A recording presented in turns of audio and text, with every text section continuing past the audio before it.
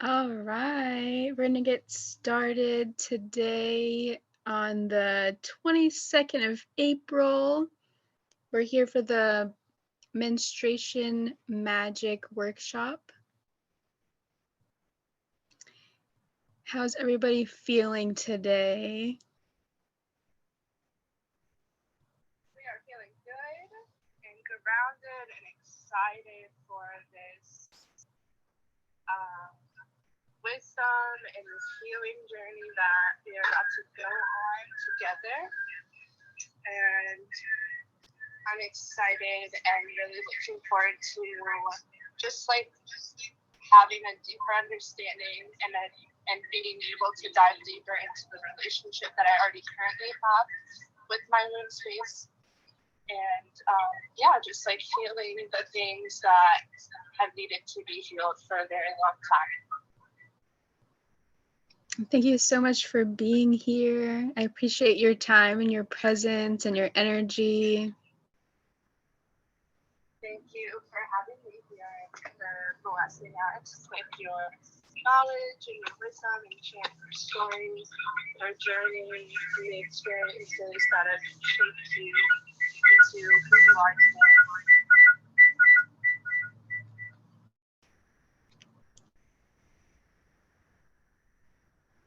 All right.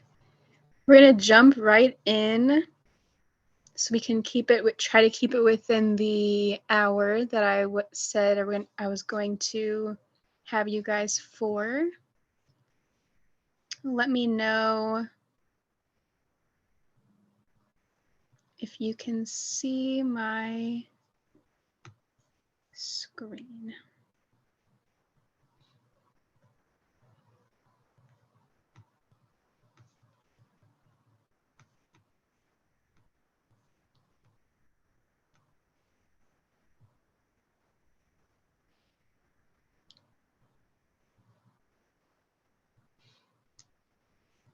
All right, I cannot see you all anymore, so let me know if anything gets all messed up or if you have any questions at any time. And we're gonna get started. So this workshop first came about because I was thinking of a way to share my experience and the struggles that I went through and the healing that I went through regarding my cycle and my femininity, my blood.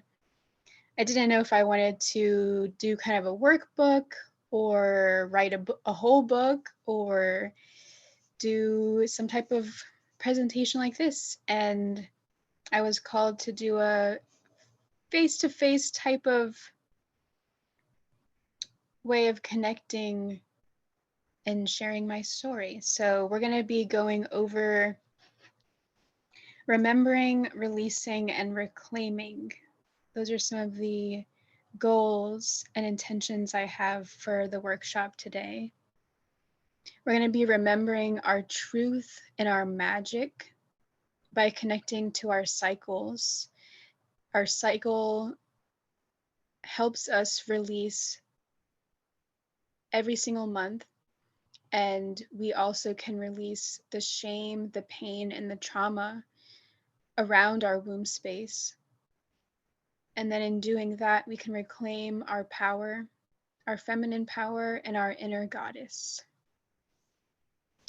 So I hope that sounds good to everyone today. We're going to be talking about getting in touch with the earth. So I thought it was cool that we're having this on Earth Day today, so we can, as we set in our intention, we can maybe send a little bit of love to Mother Nature, Mother Earth, and thank her for everything that she does for us every single day. But let's take a second and take a few deep breaths, maybe center in, ground ourselves, and think of why we're here. come to an intention of what we want to get out of today, why we turned this video on or this workshop on. We can take a minute, take a couple deep breaths in through the nose and out through the mouth.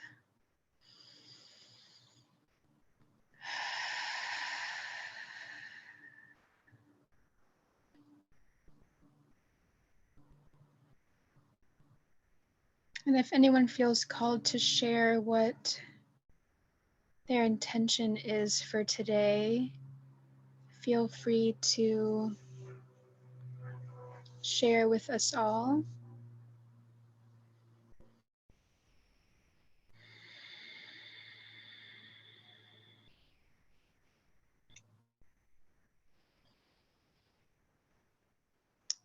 And I would like to share, but I just wanted to give a couple more moments for anyone that is still setting that intentional breath. thank you, yes.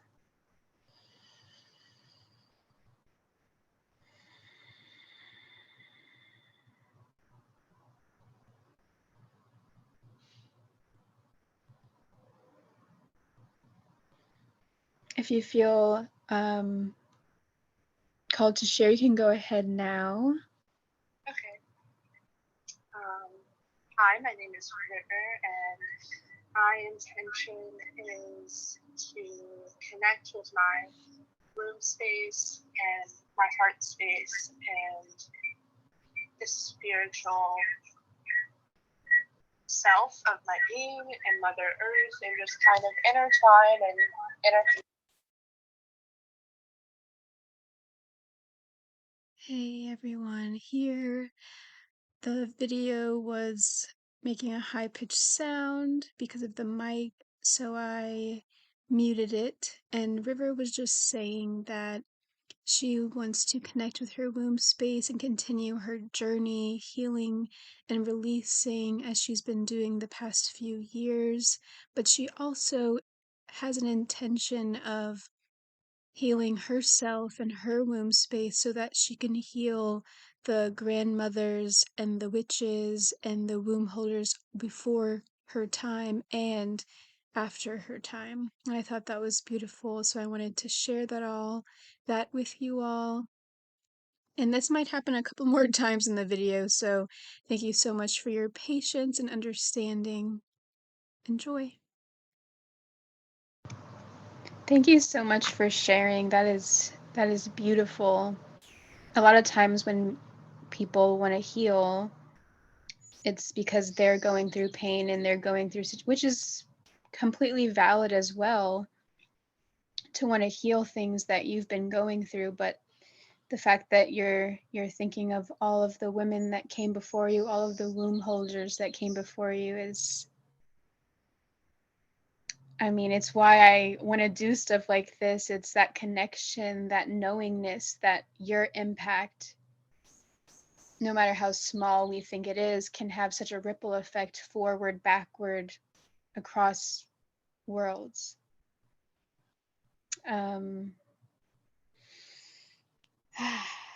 Yes.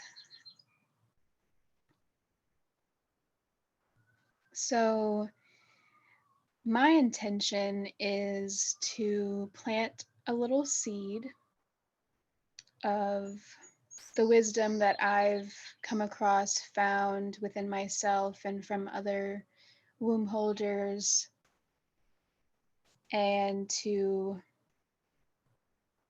really just spark a little bit of wonder within yourself, because what you have going on in your womb space is and can be so magical. When I first started tapping into that space and that energy, of course, there was darkness, so much darkness. There always is and will be in that space.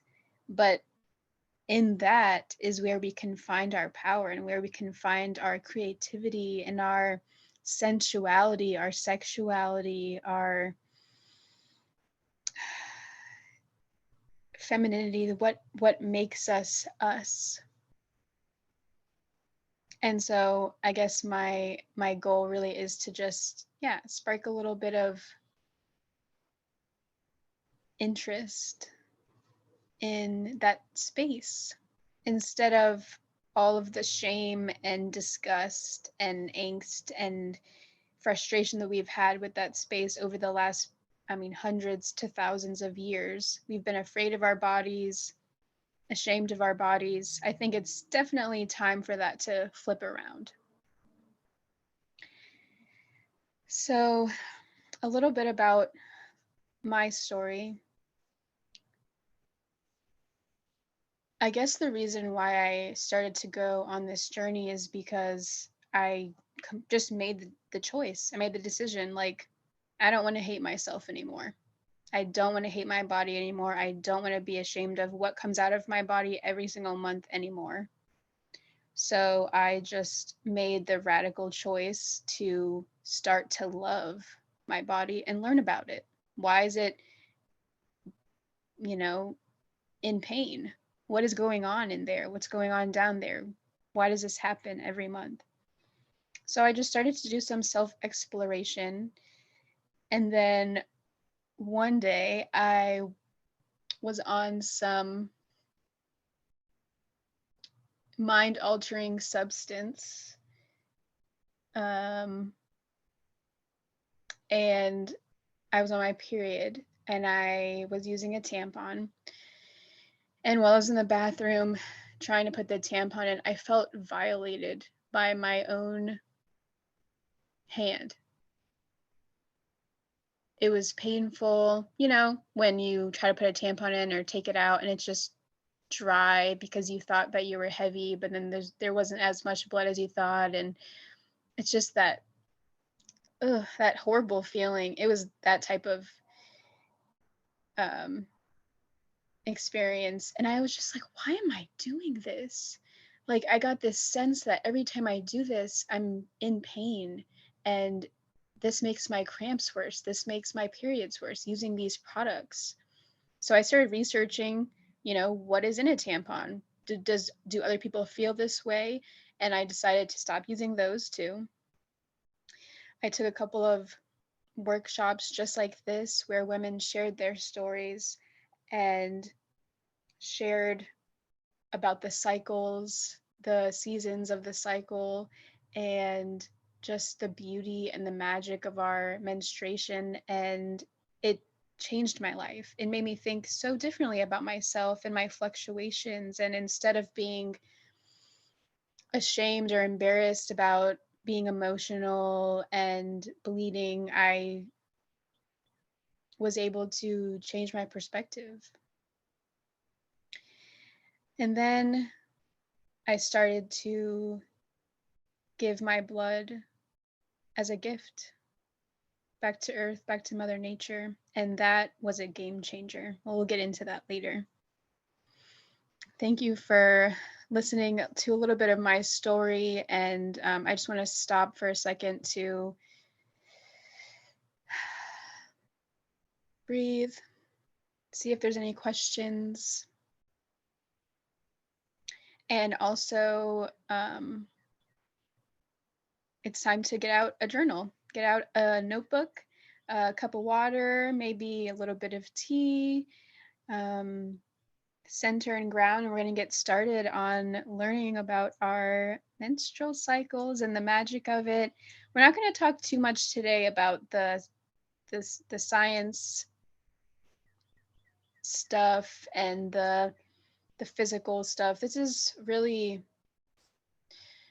how energy affects our bodies physically. But we are going to learn a little bit about some history and things that have happened in the past regarding menstruation and women's health.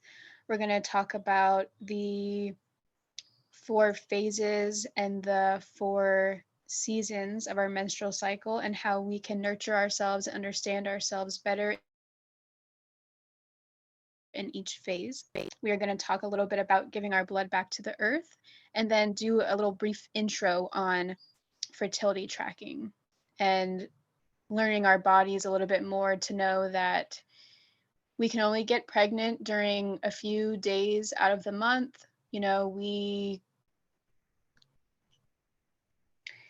there are some signs and some guidelines that we can follow that's just as effective as hormonal birth control and things like that. So I just want to give you guys tools in case you're interested.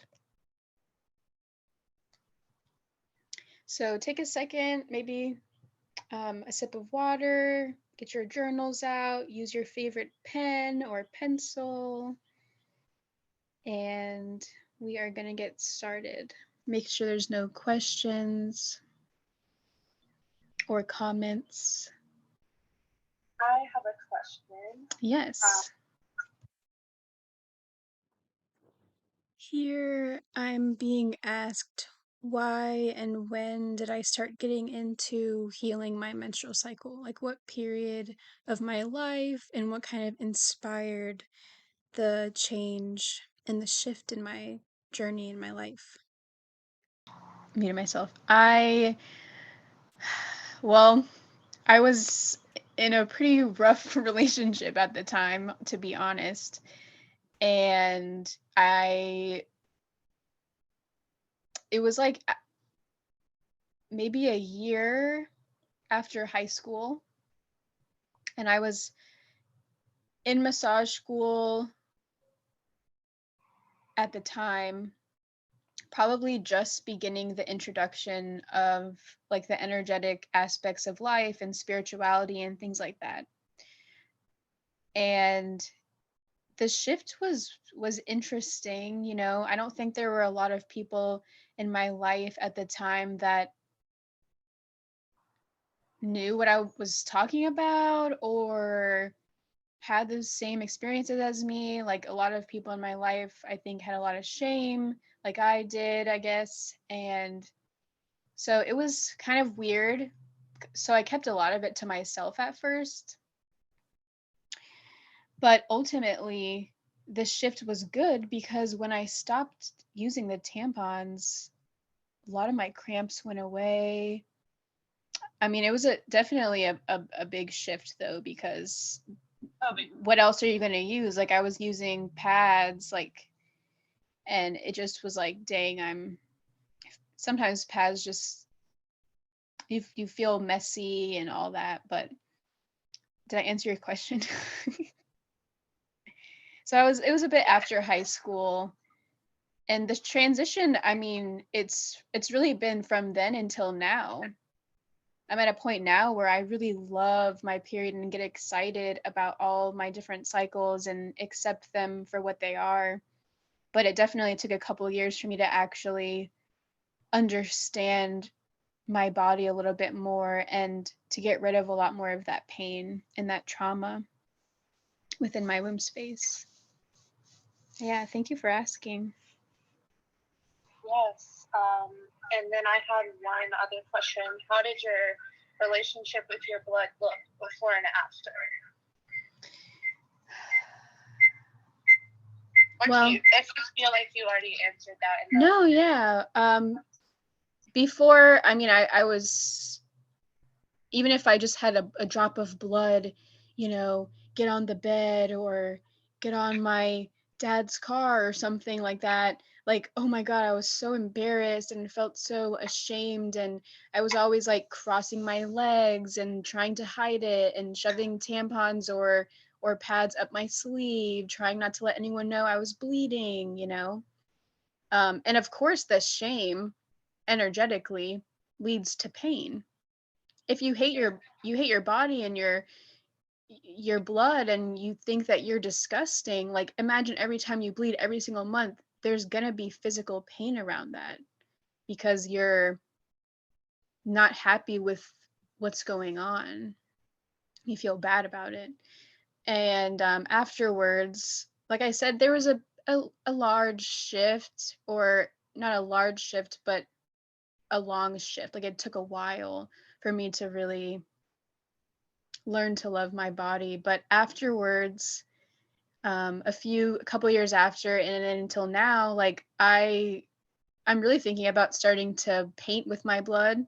I've been using it to gift to Mother Nature, and I'm proud to bleed. Like I love my cycle and I love my period, and my blood is different. Like there used to be more brown, so old blood coming out, and now it's more bright and red. So I know that my womb space is healthier, has more fresh energy because I am able to release more. Yeah. Wow, yeah, thank you for sharing. That sounds like a really beautiful part of your journey. Yes. Thank you for bringing it up. And yeah, All of my questions. huh? I was just saying that's all of my questions. So if anybody else wanted to ask, or if you wanted to continue moving on, I'm just letting you know I'm ready. Yes. Thank you so much. Yes. Yeah, so we'll go into a little bit of like just some brief history. Of course, there's way more information than this, but I just wanted to give you guys a little bit of you women, a little bit of an idea of what happened a long time ago, which a long time ago can mean, multiple thousand years ago. That's kind of what I mean. um Egyptians used their own menstrual blood to moisturize and keep healthy the skin on their breasts. So it was used to, I guess, keep their breasts more upright. Um, so really, it's for beauty purposes, but I think that's pretty cool because the idea now of trying to put our blood on our boobs is probably a bit weird. Um, I mean, couldn't hurt to try. But many native cultures held coming of age ceremonies for when a girl first had her period. And I think a lot of people are getting into that now too, again. Or maybe it never fully left us. But I know that my first period was just brushed under the rug. It really wasn't a big deal. And if I ever have a daughter, I know I'm going to be throwing a beautiful party or ceremony for her if she wants it. Um, and then also a long time ago, men believed that if women became unsynchronized with their bodies and with their cycles and with the moon cycles, then the world would turn into chaos. And I mean, I don't know about you, but I mean, maybe it's just the news, but it feels like a lot of chaos is happening. So this is why I'm here, and I really want to help us reconnect with our cycles. I feel like it would help balance the masculine and feminine a bit because we would be stepping into our power more as women and womb holders. And then not as long ago, but still in the past, maybe hundreds of years ago, women were sort of forced into huts while they were bleeding, and a lot of times it was unsanitary situations, so they were seen as dirty, so they were put into dirty huts, and then a lot of times they would get sick or not have the proper sanitation protocols, so it wasn't necessarily the best situation. And in the late 1700s, usually midwives and women were in charge of women's health, but men took over gynecology. And since then, there's not really a lot of use for those people in hospitals.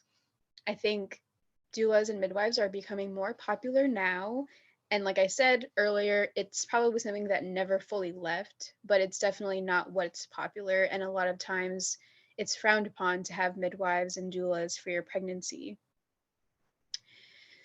And then in many places in the past and still today, women were not and are not allowed in holy places or temples while they are bleeding.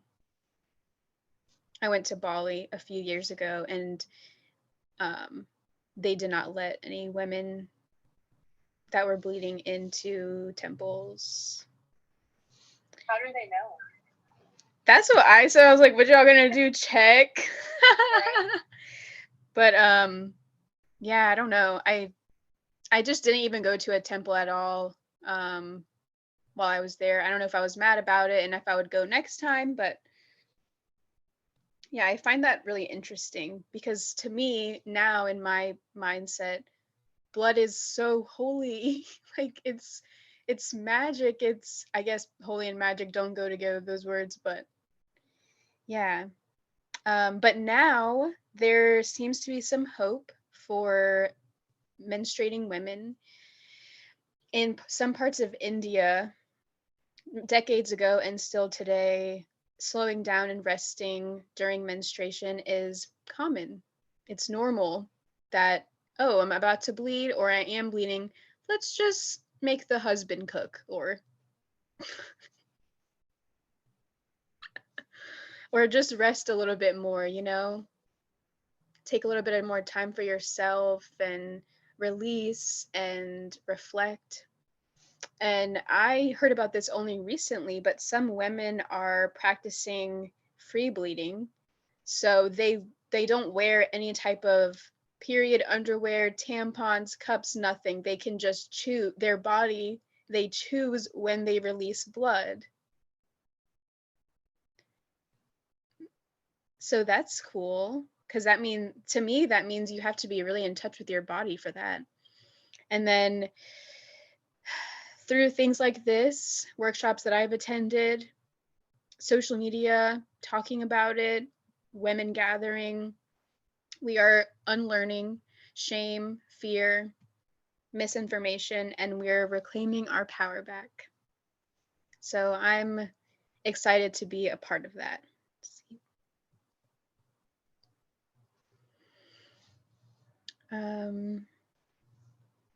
So we're going to go over the 4 seasons of our period. Winter being the first few days.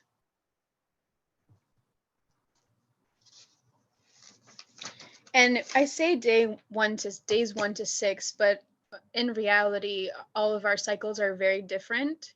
So yes, our cycle could be 28 days, but a lot of times anything normal and healthy is anywhere from 24 to 34, 35 days. So your menstruation, your bleeding days, which is the first day that you have like a substantial bleed. So not just if you're barely spotting, like I would not count that as your first day of your cycle. Your first day is when you're noticeably, you bleed through your underwear or something like that. And that can be 3 days, it could be 7 days. Usually now my bleed is about 3 days, that it's like, medium flow. And then 2 days after that, I'll just have like a couple of drops of blood or something. So I usually just have like a 5-day bleed, with 3 days really being good amount of blood. But during our winter, our intuition is super high. So when we're chilling, hanging out by ourselves, having a little bit of rest time, definitely pay attention to those weird thoughts that you might have, or any sadness that's going on, or even if you're happy about something, like our soul is really talking to us during this time of bleed. So we should listen. And it's all about release and letting go. And then spring is anywhere days 7 to 14. It's just the days after you bleed before you ovulate. It's called your follicular phase. Your creativity is really high at this time, and it'll be a good time to kind of think of new ideas or start new projects. Summer is when you're going to have some more energy. Your ovulation is in this time, or this is going to be your fertile window. So your ovulation really only lasts about a day, and that's when the egg is released. You can usually feel more productive or social during this time, and you should really be celebrating the last months of wins and successes. And then fall is your week or so before you bleed. So it's usually when people might have some PMS. You should get some more self-care, maybe some alone time. And this is where your luteal phase is. We're going to go a little bit deeper into these seasons. So stop me at any time. Anybody, let me know if you have any questions. And I'll be recording this as well. So if it's wherever it's posted, you can always ask questions in the comments below. You're not going back to the slide. I was just writing some stuff down and I wasn't done. Yes, sure. Thank you so much.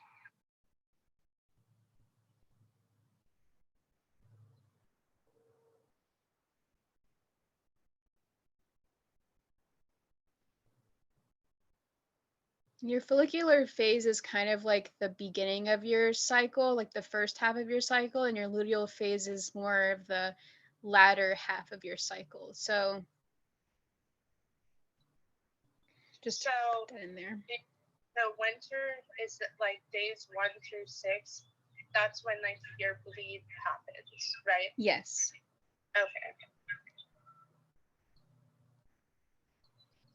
But like for me, it might only be 4 days, you know, and then it'll be day 5 to 16 or something like that, or 5, you know, for my spring. So everybody's going to be a little bit different.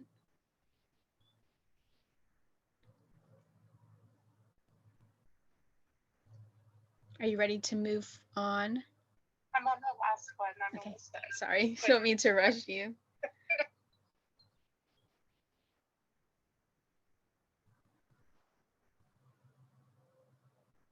I had so much fun, like putting the little flowers and things like that on here, so I don't mind looking at it.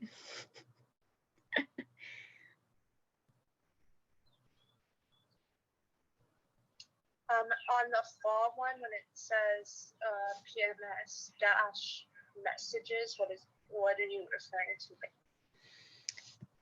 to? So I'll get deeper into it a little bit when we go into the more detailed fall, but messages, to me, PMS is always a message to your inner self.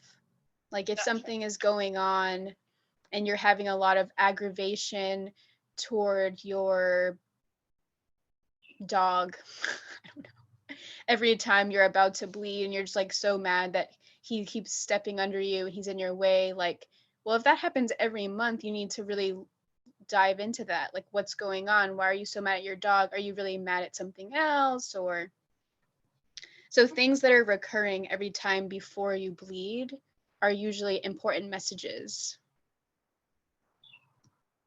Thank you. Yeah. Oh, what's up? I was just saying that I'm done writing. Okay, cool. So I'm ready to go on. Yeah, so I have body, mind, and spirit for each phase, each season. So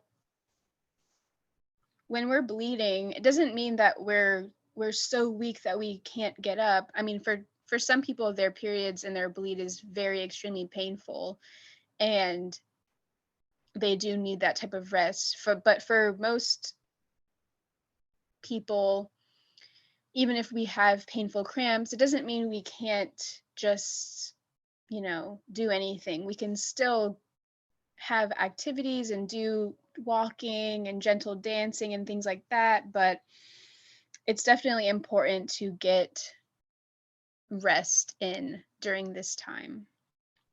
Maybe alone time, not being so social and active. And I know for me, I crave chips and things like that when I'm bleeding, but even if you're craving some unhealthy snacks, getting some good stuff in is still important, like healthy fats, greens. You also can have chocolate if you tend to crave that during your bleed. I would suggest chocolate with not a lot of sugar or dairy. So pretty dark chocolate could actually be good because it has magnesium and fats and things. So it could be nourishing and good for your menstrual cycle. Earthing, getting outside, putting our feet on the ground can help with inflammation, pain, cramps.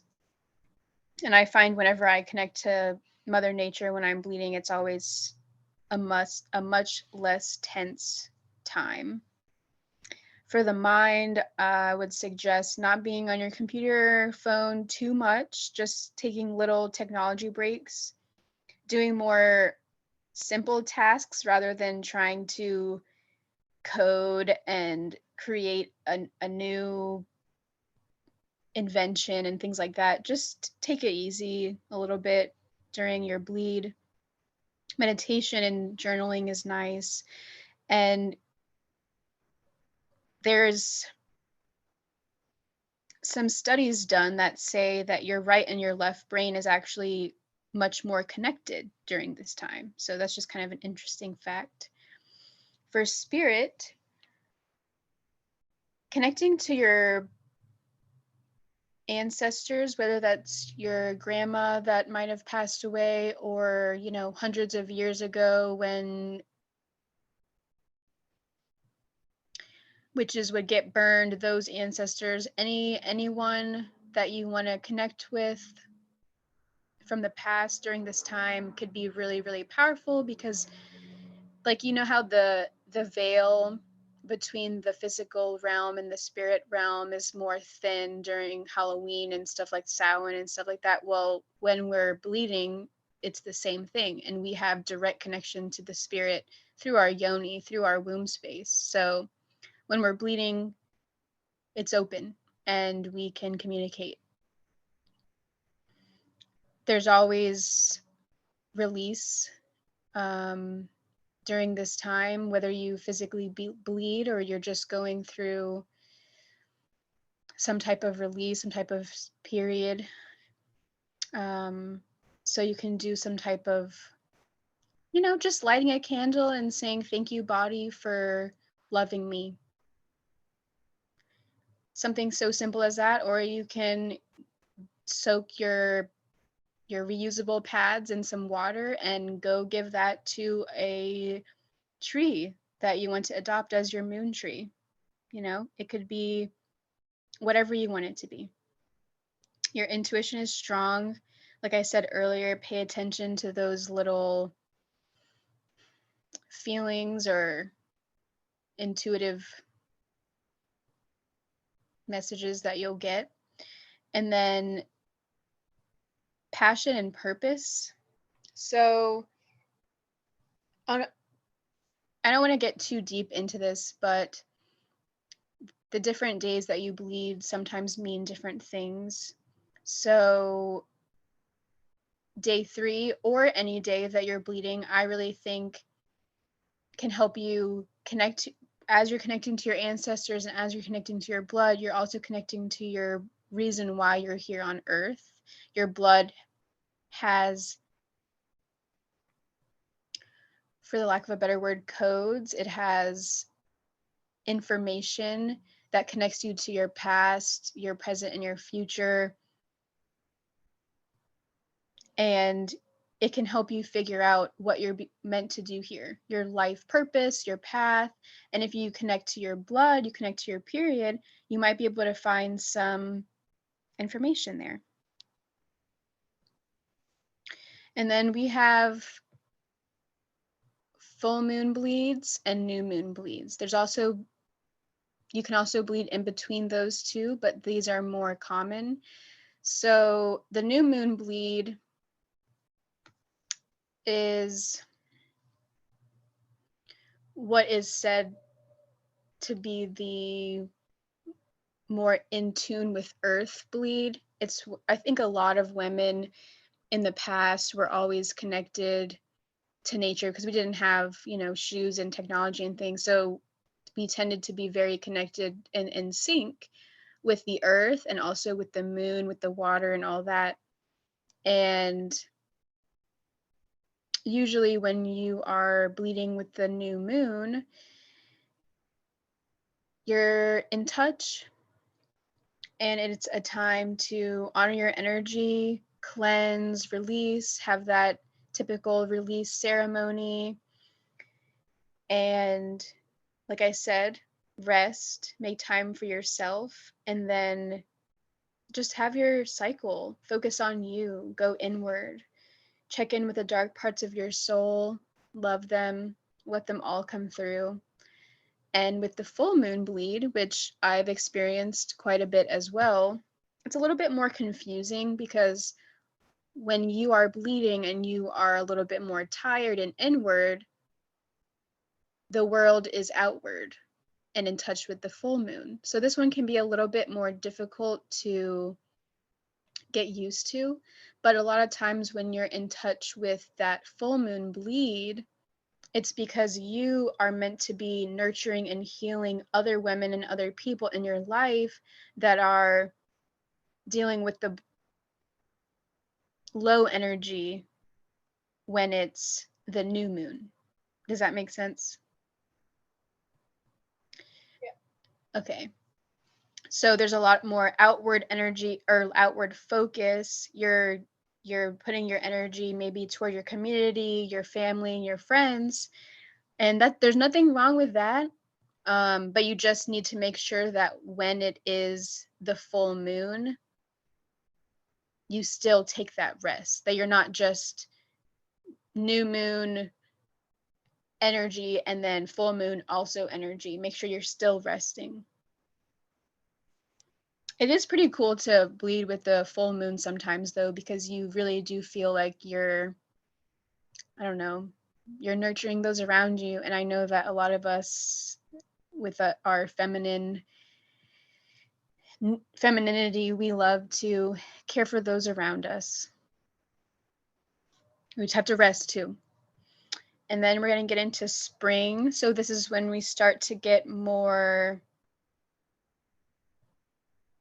energy. It's a good time to plan social gatherings, maybe do some more movement, a little bit more than, when you were bleeding and such. Walking is really good. Your estrogen is rising, so you're feeling a little bit good, a little bit more energetic. It's a good time to brainstorm, read, write, do artistic things if that's what you like. If you like more of the other side of the brain, definitely do puzzles and other things to stimulate your mind. An artist's date is something that I started playing with a couple years ago, and you just take yourself out for an hour, 2 hours, and you do something maybe you've never done before, maybe that scares you a little bit, just to inspire fresh energy into your life. And it can be really fun. It can be like a little challenging, but it's always a good thing. And it kind of does stir stuff up, which is nice when it's been stagnant for the winter time.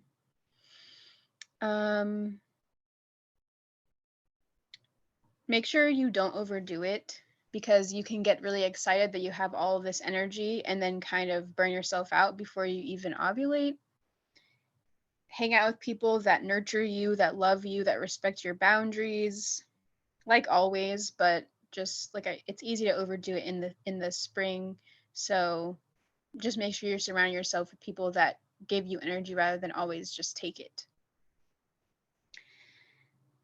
And we can move on to summer. So this is when we reach our peak estrogen levels. We also have a spike in luteinizing hormone and follicular stimulating hormone, which it's just saying that you have more energy. It is your mental and emotional creativity is at its peak, and that egg just popped out and now it's, making its way toward your uterus. Let sensuality move you, move, dance, and play. You are requiring more calories during this time and more energy, more fuel. So just make sure you take that into consideration. Use your energy to cook some good food. And your mind is pretty active right now. It's easier to focus on logical things, and it's a good time to get projects done, do research, focus, and just have fun. Enjoy your high energy, enjoy being social and celebrating you and all the things that you've accomplished in the last month. Fall.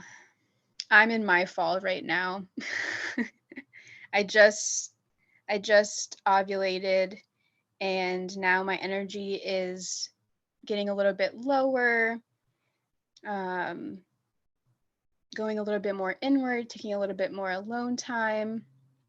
There's this book that I love. I have it open next to me right now for just good vibes and inspiration, and it's by Christiane Northrup, Women's Bodies, Women's Wisdom. And this is a quote from that. I think that the majority of PMS cases would disappear if every modern woman retreated from her duties for 3 or 4 days each month and had her meals brought to her by someone else. Yeah, we just need to let ourselves take a break instead of feeling so damn guilty about it. I am so tired of feeling guilty about resting and not wanting to cook every meal and taking time for me. Like every time I do it, I have this battle with myself like, but you should be up, but you should be cleaning, but you should be this. No, we can rest, and that's good for our productivity. We are so much better if we're at full capacity, which means we must rest. So fall is about resting. And remember I said winter's about resting too. So yes, give yourself permission to be a little bit more slow and not do as much. Like literally half of your life, you have less energy because when you're in touch with your cycle, it goes like this. It's not a straight line. So we have to honor the times that we're down as much as the times that we're up, even if society does not. Um, it's good to eat whole and plant-based foods at this time because you're preparing for your bleed. Just be gentle with yourself, though. If you eat some crap, whatever. It's okay. Don't feel bad about it. Um, definitely alone time. Um, let your thoughts be yours. So don't surround yourself by other people. Trust in those messages that you get. Remember, River asked earlier about PMS message. What is that? I think all of the pain or the irritation or any negative type of symptom that we get before we bleed is a signal.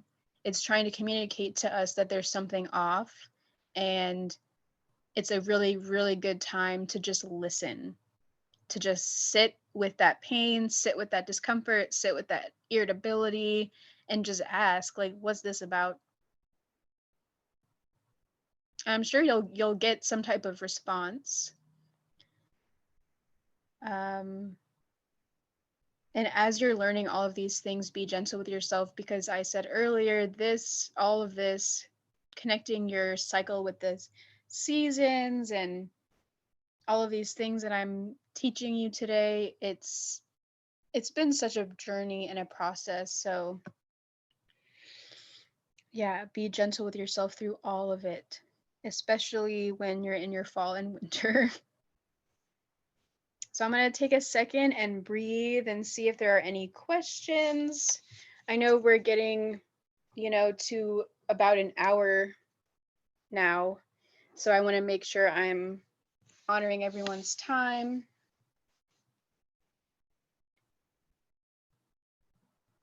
Rub my lower back a little bit.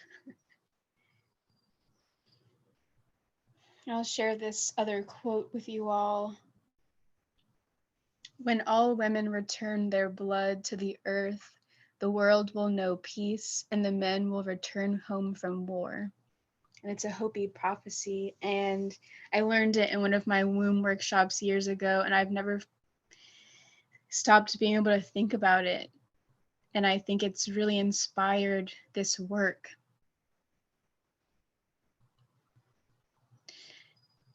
People keep saying this quote to me, or this idea to me, that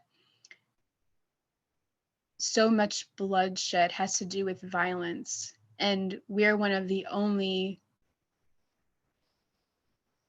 creatures that will shed blood every single month, and it has nothing to do with violence. And I think that's beautiful. So let's talk about our blood. As I said earlier, our blood holds the codes of our purpose. It connects us to our lineage, our ancestors, the womb holders that came before us. And it can grow life. That's pretty cool. Did we always, every time your ex was like, ew, disgusting, like get that blood out of here, did you guys not think about the fact that it literally grows a baby? It's magical, it's beautiful, it can give life. Like, it's something that we should be proud of.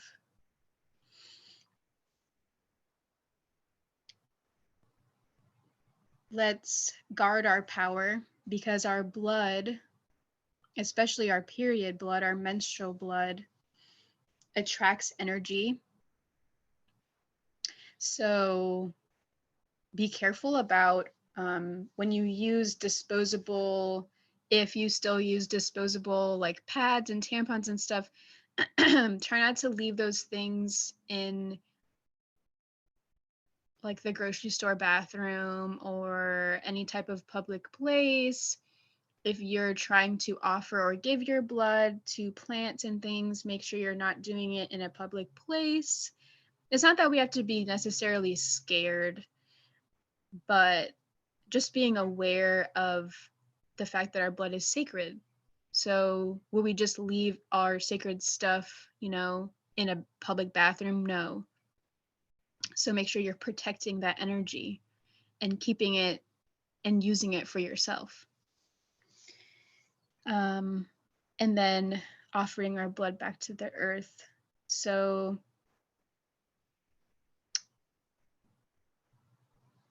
I started giving my blood to this red cedar in my backyard, and I grew a beautiful relationship with the tree.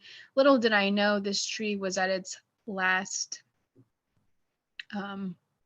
leg of its life, and I seriously thought that my blood was so powerful that it killed this tree. No, I always diluted it with water, and I had a beautiful relationship with this tree, but it had gone through a lot of difficulties and it was already on its way out. So, oh, a bee just came in here. I wonder if that's a symbol for something, because my window's closed, but I don't know how it got in. Anyways, yes, so you can pick a plant maybe in your room or a tree outside that you see all the time and that you're around all the time, and begin offering your menstrual blood to it and see if you can grow a relationship, see what you notice. Always communicate, say, this is what I'm going to be doing. Thank you so much for being present with me. Be respectful to the plants. And also, I would suggest not to give your blood to any types of plants like a marijuana plant or an ayahuasca plant or something like that has a really strong energy already. And also try not to give your plants to thorns. So even a rose bush, even though it's beautiful and red, I've heard, and take it or leave it. If you feel really drawn to give your blood to a rose bush, I'm not going to stop you. I'm not going to say that's bad. But I heard that those thorns, that sharpness can come back and kind of bite you. So there's my spiel on offering our blood. And then we're going to just do a little brief intro to tracking your fertility. So I would suggest you either get an app or get a notebook or a journal that you're willing to write in either every day or pretty regularly, something that is easy or something that you find beautiful so that you're more drawn to using it frequently. And track whatever you notice. Like if one day you just have a raging headache on your period and you're just like, what the heck? Like write that down. Write down when you have beautiful, amazing days. Write down your cervical fluid, the consistency. So there's 3 main types of consistencies here. We can see them, and I'll go back in a second to make sure you guys get that information. But after you have your period, so after you bleed, it will tend to be a little bit drier before you get fertile. But then at the beginning of fertility, you'll have this kind of thicker, white, maybe lotion-like cervical fluid. And this might come out in your underwear, but it's really helpful to go in there and also check and see on your fingers, like this picture is showing us, see kind of what's the consistency and what's going on, because that will help you to figure out if your cervical fluid is fertile or not. I would say if you have a lot of cervical fluid, it probably means that you might be or are fertile. And when there's no fluid at all, when it's a bit drier, that usually means that you're not fertile. But that's just one way to check. The medium secretions are a little bit more watery, but still not quite clear. And then the very fertile fluid is similar to a raw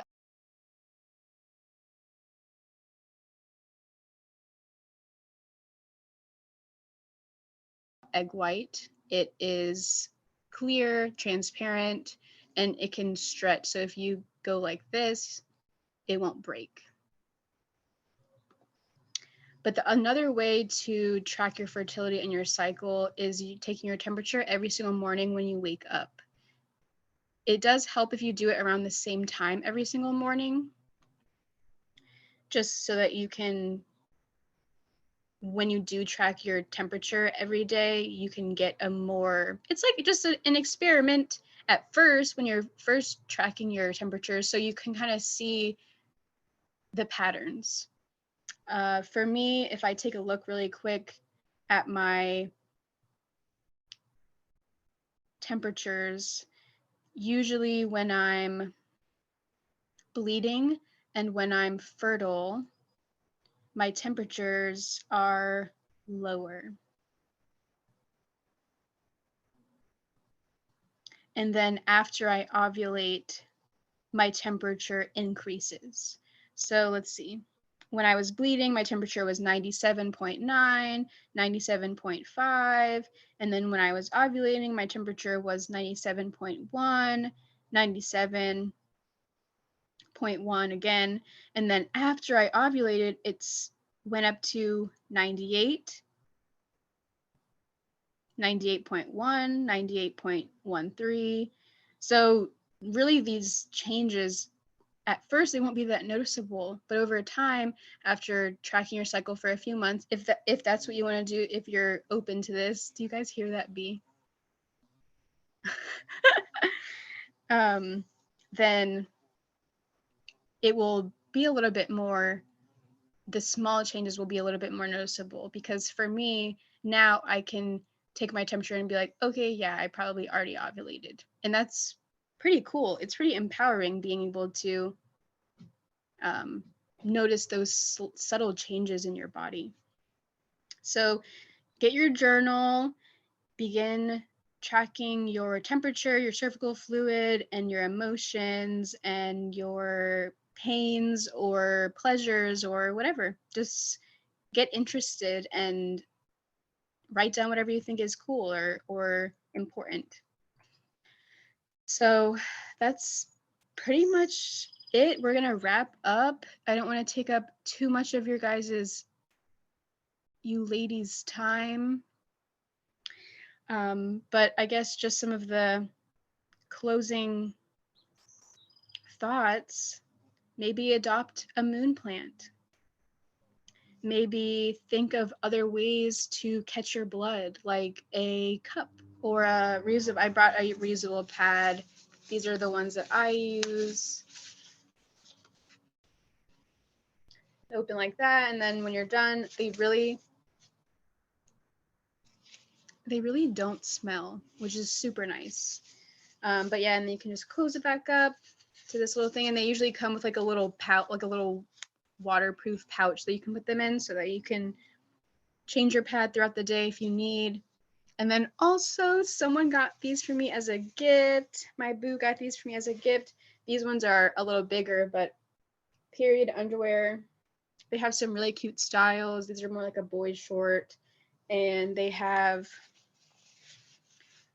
I mean, you can't really tell like how thick and stuff, but they have like a pretty good amount space to catch the blood. And these are good for overnight. I'm really happy about those underwear. It's just so nice to just put on a pair of underwear and then leave the house, instead of worrying about all this trash or things that feel like a diaper. And maybe get a moon journal, a blood journal, a magical period journal that you can start tracking all this stuff if you feel called, and just start to find the magic, because there's so many beautiful things in our cycle. And when you start to ask questions and get curious and look at it from a positive, like, I know that it's hard, like when you go through pain every month and you've been hating your body every month for your whole life, or taught to fear yourself or be in disgust about it, like it's really hard to make that shift. But take it slow and start to find the magic. And I love this writer, Nikki Tajiri. She's written a lot of poems, and I started to read her stuff when I was starting my journey to loving my blood and loving my cycle. So I'll read it for you guys. Of course, I'm allowed to feel different throughout my cycle. Sometimes I feel 1,000 different ways in a single day, hour, minute. Does anyone feel the same in the height of summer and the dead of winter? I'm now starting to notice the climbing and blooming, and then the cloaking and nesting, spring, summer, autumn, winter. I guess I'm not crazy. I'm just cyclical. I believe that when women are in touch with their bodies and blood, they're also in touch with their power and spirit. Many women, men and women, have been afraid of the power, the psychic gifts, the blood. So periods have been shamed and considered unholy for thousands of years. The parts of the world where women are truly comfortable with and in sync with their menstrual cycle are the areas with more peace and balance. I believe the more of us that bleed proudly, the better the world will be.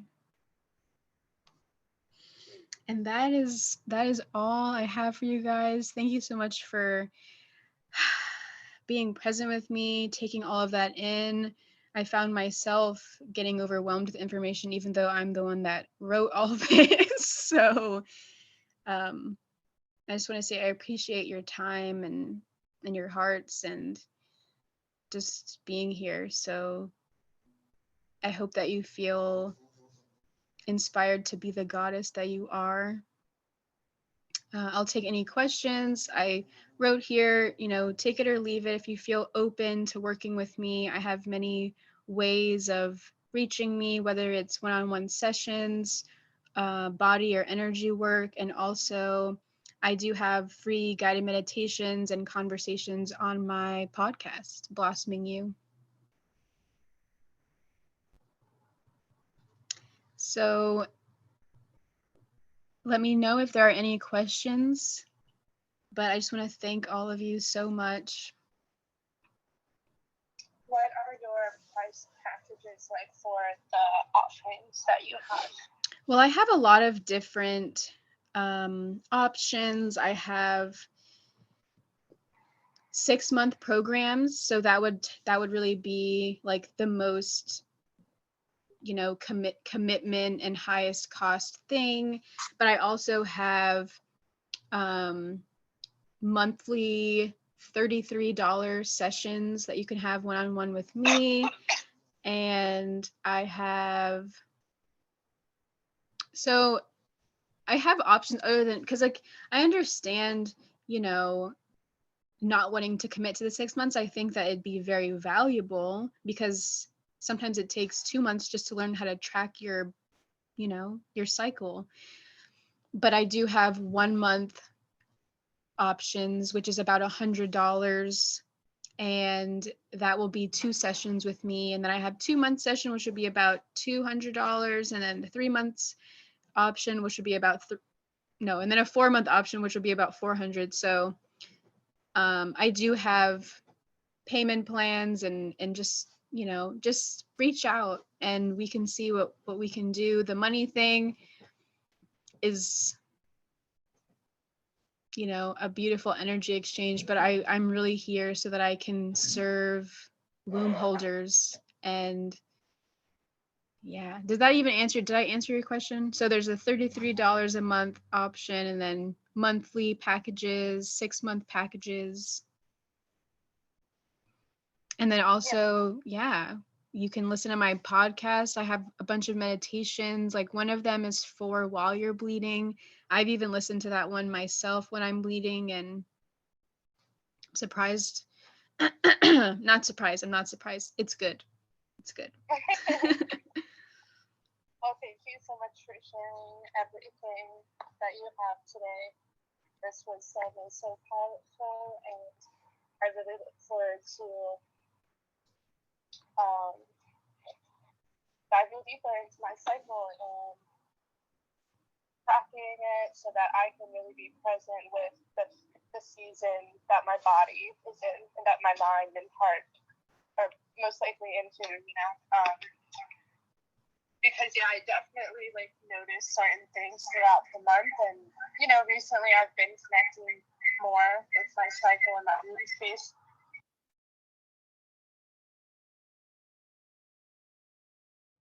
Thank you so much for being present and joining me and blossoming you for this workshop. I hope that you received all you needed to receive. Definitely comment below or ask me any questions if you were confused about anything or thought that maybe there was something that upset you, or maybe you didn't agree or think that I need to correct it, because I'm open to that as well.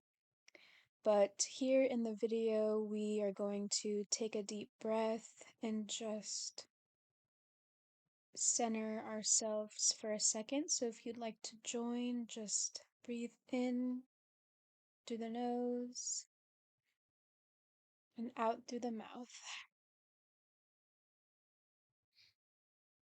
Just take a couple more deep breaths on your own time.